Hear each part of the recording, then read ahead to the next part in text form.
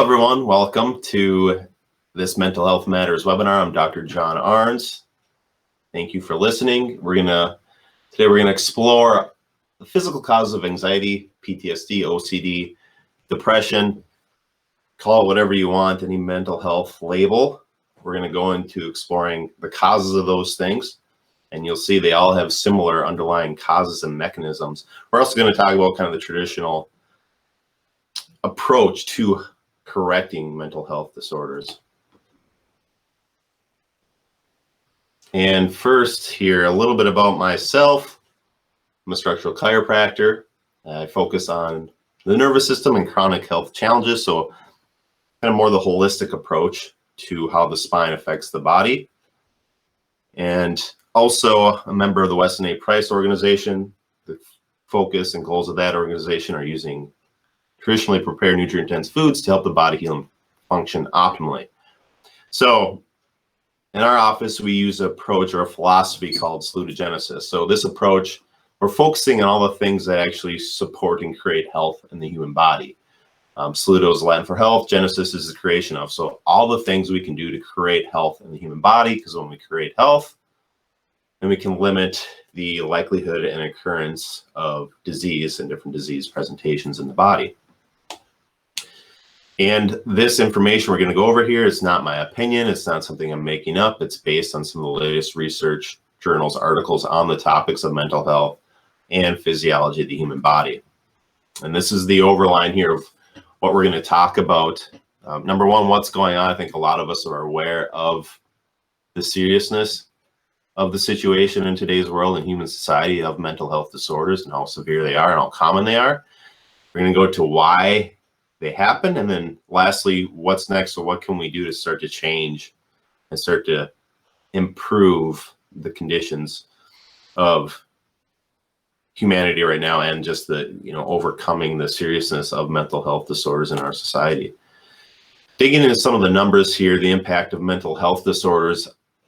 I won't go into every detail here, but you can see and just get a grasp of how serious this is physically, but also economically. 50 million American adults have mental health disabilities. $300 billion per year economic burden of mental health disorders. It's more prevalent in women than in men. And 50% of U.S. adults will develop at least one mental health illness during their lifetime. And 25% of U.S. adults currently have a mental health illness. So mental health disorders top the list, the most costly conditions. We don't always think of mental health disorders as being this huge economic burden. Think of things like heart conditions, trauma, cancers, all those things listed there. But mental health disorders, by far, number one most costly condition to deal with economically. Anxiety is the most common mental health illness in the U.S. It affects 40 million adults, 80% of the population. And again, a huge economic burden, $42 billion a year spent on just dealing with anxiety. This isn't just adults it's affecting children. 1 in 8 or 9 million have an anxiety disorder. PTSD, another very common mental health disorder, affects 7.7 million Americans. And again, women more likely to be affected than men for various reasons. And 67% of people exposed to mass violence have been shown to develop PTSD. So this is a higher rate than those exposed to natural disasters or other types of traumatic events. So being exposed to mass violence, as we all are in the news, constantly hearing about violence, can trigger those PTSD disorders. OCD, or obsessive compulsive disorder, affects 2.2 million American adults. And this affects women and men equally. And median age of onset is 19, so pretty young. And a third of affected adults first experience symptoms as children. You'll see that a lot of times when you have issues as a child, whether it's anxiety or other mental health issues, it primes you and makes it more likely to have those issues as an adult. And when we talk about children being affected as well, a lot of times people don't realize how significant mental health issues are in children, but OCD is thought to affect as many as 2 to 3% of children. So that's well over 2 million children. And when we look at depression, 6.8% of adults have moderate to severe depression, 50 million American adults and 350 million globally. Women are actually twice the rate of men to experience depression. It's #1 cause of disability in the Western world. Mental health disorders account for 13% of the global disease burden. And by 2030, the World Health Organization expects to be the largest contributor to disease. So what does that say about, and this also would apply to any chronic health degenerative conditions. By 2030, expected to get that much worse. But what does that say about our most accepted and most used conventional treatments for these things? I would say it's not working. We're not expecting it to get better, then why we keep doing the same thing over and over again. It's not showing to be effective because we're not expected to decrease that by 2030. It's obviously expected to get worse. More about children here. 1 in 33 children will have a mental health disorder, 1 in 8 adolescents. 6.7% of adolescent females are on psychotropic medications. So this is between ages 12 and 19 are on psychotropic medications. 43% of 32 million children have at least one of 20 chronic health conditions. So as you'll see, a lot of these things go hand in hand. When you have a mental health condition, you also have you're more prone to have another whole body systemic type of condition, a chronic health condition, whether it's related to the heart or the immune system, autoimmunity, any chronic health condition, a lot of times goes hand in hand with a mental health disorder. And this is because they have similar underlying causes. And we'll talk about that here in a second. First, I want to talk about the traditional, what's commonly accepted as a cause for mental health issues, specifically with this depression, but the chemical imbalance theory or the monoamine theory of depression. Basically, this is a serotonin deficiency, is what that means. It's the most widely accepted theory. Again, it's a theory of depression. And the goal with antidepressants, obviously, is to increase the amount of serotonin in the brain by blocking serotonin reuptake inhibitors, or using serotonin reuptake inhibitors to increase the level of serotonin in the brain. That's kind of a simplistic way of explaining it. When we look at the limitations of this commonly accepted theory, what happens over time is even if we can increase the levels of serotonin in the brain, we're actually going to lose sensitivity to that serotonin. So we lose signaling response over time. And the onset of serotonin reuptake inhibition by those drugs actually occurs really quickly when you take them, but we don't see actually clinical changes. The onset of clinical changes can take weeks to months. So if it's just simply altering those chemicals, we should see immediate changes. So it just tells us there's something more going on with the body in regards to mental health disorders and depression. And we look at the research, not all drugs actually that enhance serotonin transmission and levels help with depression. Look at some of that research. Some additional research shows that when we obstruct or take away the parts of the brain that create serotonin, it doesn't induce or create depression. And based off the chemical imbalance theory of depression, that would be expected, and it's not happening. So that research, again, depleting serotonin in healthy people should equal depression, but it's not. It's not. When we take away serotonin, it's not causing depression in those people. So again, that just tells us that it's something else going on when it comes to what's causing depression and mental health disorders. So the New England Journal of Medicine, Major Depressive Disorders, basically what this showed is that reductions in serotonin or serotonin deficiency did not contribute to depression in the people they were studying. More research, this one was done on mice, but what they did with mice is they bred mice to not produce serotonin in the brains, and they showed no signs of depression or depression-like symptoms. So this contradicts, again, the theory that's just simply this chemical imbalance, lack of serotonin, that's causing these changes. University of Oxford did research. Serotonin had to do with depression. Simple biochemical theories that link low levels of serotonin with depressed mood are no longer tenable.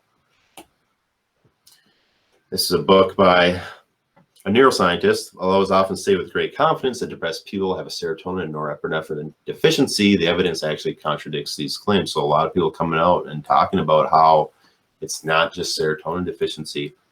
So taking drugs to alter serotonin and chemical levels are not going to be effective in the long run. They could have like a placebo type of effect, and we'll talk about that in a little bit. So there's a time and a place where we need to consider these things, but overwhelmingly the evidence is showing it's not a long-term, effective long-term solution. Even more research here, serotonin and depression. Contemporary neuroscience research has failed to confirm any serotonergic lesion in mental health disorders. And actually there's a lot of evidence that contradicts that. So just again, the idea that it's a neurotransmitter deficiency or chemical imbalance is not being shown to be the reason for causing depressive disorders and mental health disorders in the research. David Burns, medical doctor, did some research at Stanford University, and echoing the same sentiment. He says physicians tell their patients that their depression and anxiety result from chemical imbalances of the brain are confusing theories with facts. So again, it's just a theory, but there's really not a lot of factual science or research to support it. When we look at some research here, kind of breaking down this, there's 29 studies we looked at in this meta-analysis. A lot of the effectiveness they're showing actually comes from placebo effect. 75% other than, so 75% of the effect of these drugs are from not the actual drug itself, but something more related to a placebo. So it can be a powerful effect, just the placebo effect. And obviously when there's extreme situations where someone's seriously struggling with mental health, a placebo can be useful. I mean, we got to do something to get someone out of a rut. There's a time and a place for those things, but this just is showing that the chemical imbalance, serotonin deficiency theory of depression and anxiety and mental health disorders just isn't based off of good scientific evidence. And placebo effect really actually contributes to a lot of the success of using these medications, which can be valid and useful in certain situations. So antidepressants and the placebo effect. Research at Harvard Medical School University, not much better than a placebo, referring to antidepressants, and they still have many unwanted side effects, as most drugs do. So we look at all the different side effects there. Actually, one of the side effects is increased suicidal thoughts and ideation. So kind of exactly what we're looking to prevent, along with all the other dysfunction that these drugs can cause. New England Journal of Medicine, we look at research, reviewed research done there. There's 38 positive articles published. 38 positive articles in general about antidepressants in the research, and there were 37 negative. But what happened is they published 37 of the positive ones, but only 3 of the 37 negative ones were actually published. So it just shows they're kind of picking and choosing what narrative they want to support. Obviously, they want these things to be shown as being beneficial and positive, but the reality is there's a lot of research showing more of a negative skew or showing negative consequences of using these things, but they're not being published. For what reason? That's a whole other topic of conversation. So you depressed yet? It's yeah, the stats don't look good. Obviously, a lot of this seems to be increasing, and by 2030 expected to get even worse. So it's kind of sad to think about, but I will say there is a different solution to overcoming this, and there is hope. There are ways to create change in the human body and to help people overcome mental health disorders. Some tough questions we have to ask. Why do mental health conditions occur with other physical conditions? Again, they tend to go hand in hand with other bodily dysfunctions and chronic degenerative diseases. Why are they strongly predicted by early life stress? What if mental health issues are not a disease, but rather more of a symptom?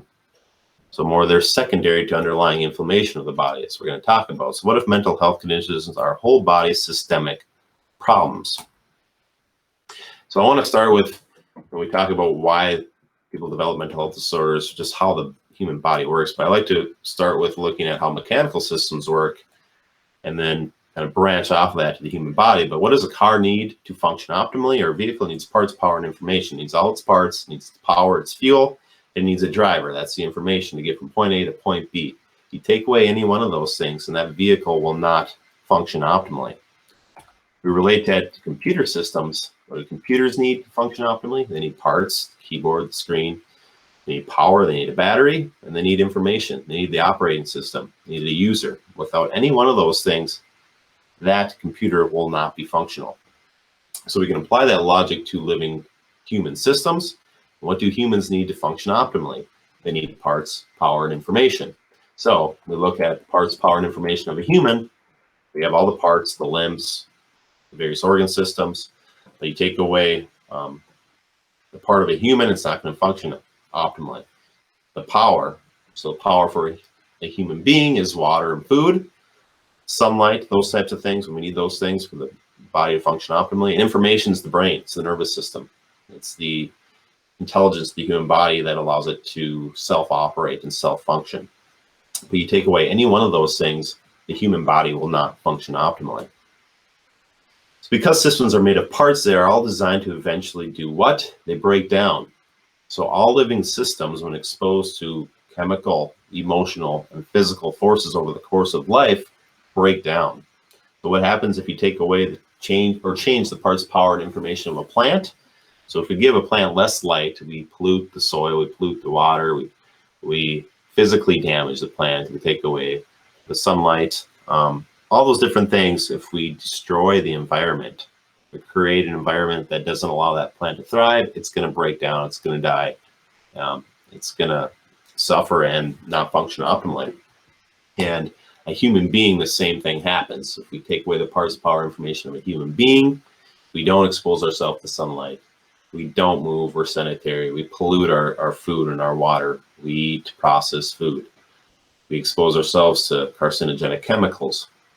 We do these things over the course of life, our human bodies break down. And this results in different secondary conditions or symptoms. So symptoms are really a way of showing or telling what your environment is like. It's the perfect expression of our parts, power, and information, the health of those things. So the more we destroy our environment, the more we destroy our bodies with all these things, the more likely we are to develop different secondary conditions and symptoms. And we talk about specifically depression and mental health disorders as an inflammatory disorder. There's a lot of research that supports this. So depression depression increased levels of peripheral immune inflammatory biomarkers, so essentially increasing inflammation in the body, pro-inflammatory cytokines. So this research concluded depression is likely an inflammatory condition in the body. And with that knowledge and that information, we know we can reduce inflammation in the body through various lifestyle habits. This graphic here is a good way to illustrate how mental health presentations occur over time. So it's called the mental health quadrangle. And basically, I like to think of this in the center here as the human body of the brain, the nervous system that controls all healing and function in the human body, regulates immune system, detoxification system, the GI system. In the center of this, we have individual genetics. So just think of this as the human organism, the human body in the center. On the left here, the environment. So over the course of life, from conception onward, we're exposed to our environment, which can have multiple toxins. We can also be malnourished. Over the course of time, our environment creates this oxidative stress we see here in the center. And again, over time, this causes neuroinflammation or inflammation in the body. We'll talk specifically how that happens, but this results in different mental health presentations and issues in the human body. So mental health disorder trifecta, this breaks down how we develop neuroinflammation, which can lead to different mental health conditions. But basically, again, we have our environment, physical, chemical, emotional stressors on the left. This depletes and destroys our microbiome, antibiotics, drugs, poor diet, basically a poor environment, hypersympathetic state, so constant stressed out state leads to a leaky gut. A leaky gut leads to a leaky brain. This creates neuroinflammatory conditions, which makes us more prone to all sorts of different mental health disorders. You can label it whatever mental health condition you want. A lot of it has the same underlying causes and contributions as far as environmental contributions to that inflammation. So stress-induced depression, this is a study where chronic stress, social threats, and stress led to inflammation and correspondingly depression over the course of 5 weeks. A lot of research has been done on how chronic contemporary social threats leads to stress and inflammation and ultimately depression in the human body. So basically modern day social symbolic imagined threats or perceived threats, being anxious about things, led to an increasingly pro-inflammatory condition in the human body. So a phenotype of physical inflammation, and that drove depression and as well as other chronic degenerative conditions like asthma, rheumatoid arthritis, and chronic pain. So just our thoughts have a huge impact on that. So our environment.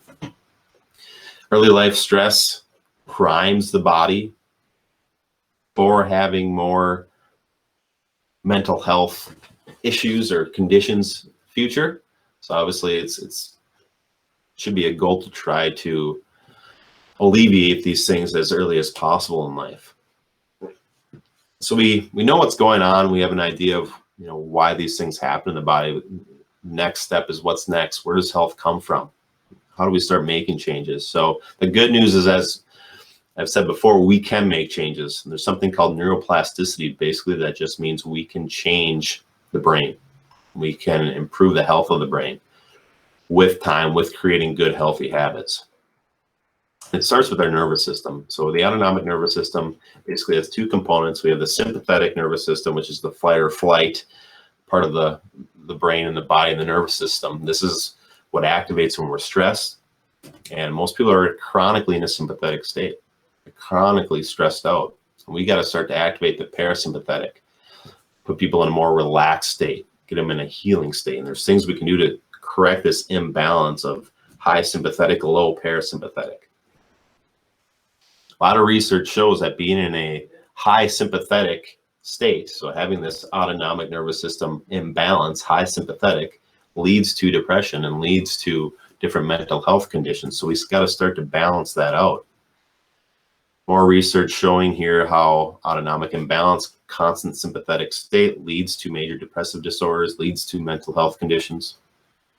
And some simple things we can do to start to balance that autonomic tone in our body to upregulate more parasympathetic activity, downregulate sympathetic. Some simple things like positive social relationships. We got to learn to prune toxic people from our life. It can be hard to do. We can't constantly expose ourselves to people that bring us down and create stress. Cold showers stimulate a parasympathetic response in the body. Gargling, singing, chanting, humming, massage, laughter, yoga, breathing deeply, mindfulness, taking 10 to 20 minutes out of your day and just being still, living in the moment, not constantly anxious about the future, dwelling in the past, being present. There's a lot of good mindfulness apps out there to do that. Exercise is important for a lot of reasons, but also to balance the autonomic nervous system, put your body in a more healing state. And what I do as a structural chiropractor also helps put our bodies in a more healing parasympathetic state in its relation to the spine and how it affects the brain and neural tissue. A little bit more about that. People are often interested in how structural chiropractic affects things like mental health. Basically, you just look at how the spine affects the brain stem, the spinal cord, and the brain tissue itself. When you have physical structural shift in the spine, you physically strain and damage the neural tissue, and this creates an inflammatory sympathetic state in the body. We also know that movement of the spine affects the cerebellum, which affects full body movement, thoughts, feelings, and emotions, and also the immune system and organ systems. We also know a great deal about how the spine and adjusting the spine creates changes to the brain. So it's just an important overall part of changing the health of the body and creating better functioning emotional health. Or research on how postnatal depression was improved significantly through structural chiropractic care. and systematic a review of the literature looked at the benefits of getting adjusted with the spine, and they saw significant improvements in all sorts of functions of the human body. So people that were asymptomatic even saw improvements across the board in a lot of different areas of measuring health. So what's next? Well, first of all, it takes a village. It takes a lot of different people to help create change in your life. You have to consult with people. You have to have people to help motivate you and to make changes habitually over time to start to create change in your body. And the good news is it can be done. It has been done, and it just takes some effort and some commitment. And we look at all the things we got to do to start to create positive, systemic, healthy changes in the body, reduce inflammation in the brain, start to let the body heal from different mental health conditions. We got to start making habitual change. We got to start changing how our nervous system is functioning through those things I just listed there. We got to start looking at the foods that are causing inflammation in the body and getting rid of those things and putting in the right foods. When we do this, we can start to heal the gut. If you've watched any of my previous videos on the gut-brain connection, we know that healing the gut is important because that's step one in stopping inflammation in the brain. If we want to, get healthier mentally, we got to decrease inflammation in the brain. So that starts with healing the gut. And also, once we heal the gut, then we're going to start to repair the body, start to detoxify, start to build healthy cells. This will create newer patterns in the brain, create positive cyclical patterns in the body, and reinforce health systemically in the body, getting inflammation down and starting to reduce that emotional burden that a lot of people are feeling nowadays. So if we start to make changes, we can, over time, we can get better. I've dealt with a lot of people personally who I've seen the changes in a relatively short amount of time. And really, you can only do so much as a healthcare practitioner preaching. It is easier said than done. I can give people all the information in the world, but ultimately it comes down to you to start to make these changes. And it can be done. And the more you stick with it, the more you do it, the more inspired and motivated you become to continue to do it, for a longer period of time, which is going to result in even healthier, well-functioning body. So start taking action. Be happy to help you. If you have any questions for me, if you want to reach out and ask me anything, if you want to pick my brain, you can email me, drjohnarns@gmail.com, for additional information on my practice and what I do chiropractically. You can visit the website here, www.completechiromn.com. Otherwise, thank you for listening. Hopefully you took away something valuable from this video, and you can start taking action and moving forward and creating good, new, healthy habits. And over the course of time, getting your body healthier, decreasing inflammation, getting yourself into a better emotional, mental state over time. Thank you.